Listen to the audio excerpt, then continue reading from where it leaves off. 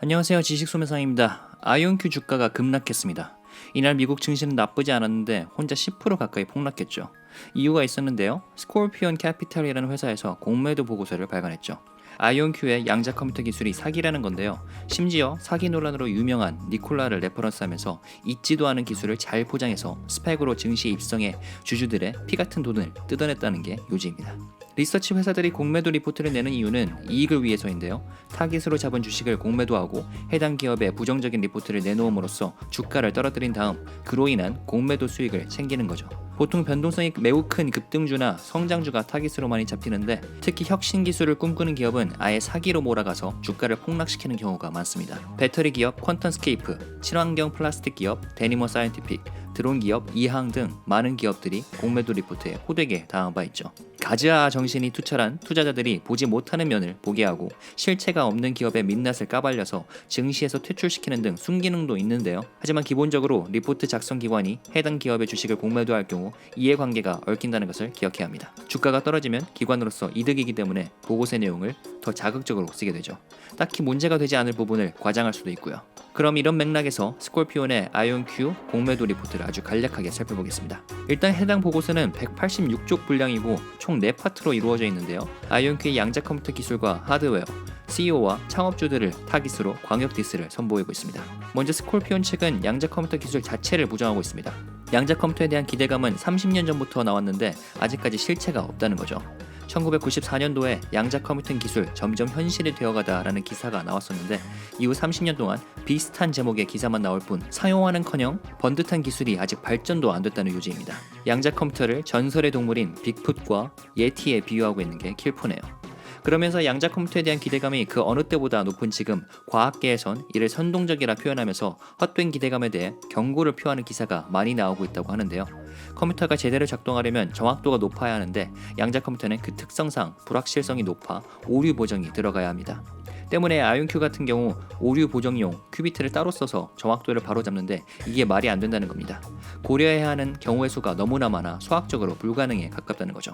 또 아이온큐는 투자 프레젠테이션 자료에서 현재 보유 중인 기술을 과장해서 표현하고 있고 향후 전망 또한 부풀리고 있다고 언급했습니다.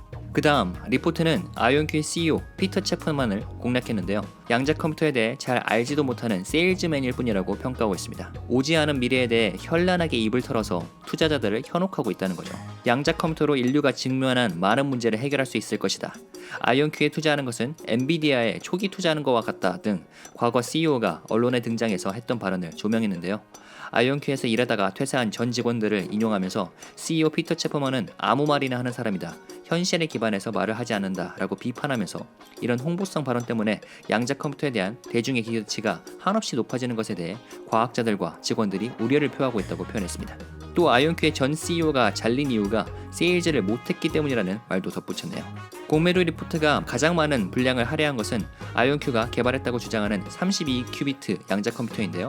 아이온큐가 세계에서 가장 강력하다고 자랑하는 이 양자 컴퓨터가 사실은 존재하지 않는다고 주장하고 있습니다. 근거로는 투자 발표 자료에서 32큐비트라는 단어가 잘 등장하지 않는다는 점, 등장해도 표현이 애매하다는 점, 그리고 홈페이지에서도 32큐비트라는 단어가 있었다가 사라진 점을 꼽았습니다. 또 몇십 페이지에 걸쳐 과거 아이온큐에서 일했었던 내부자들을 인터뷰하며 왜 32큐비트 양자 컴퓨터가 존재할 수 없는지 꼬집었는데요. 아이온큐가 실제로 보유하고 있는 건 고작 11큐비트짜리 양자 컴퓨터로서 노후됐고 정확도가 낮아 아무짝에도 쓸모없는 장난감이라고 디스를 했습니다. 덧붙여 홈페이지에서 등장하는 깔끔한 모습이 아닌 굉장히 투박하고 뒤죽박죽인 외형을 하고 있다고 코멘트했습니다. 마지막으로 스콜피온은 아이온큐의 창업주들에게도 화살을 돌렸는데요.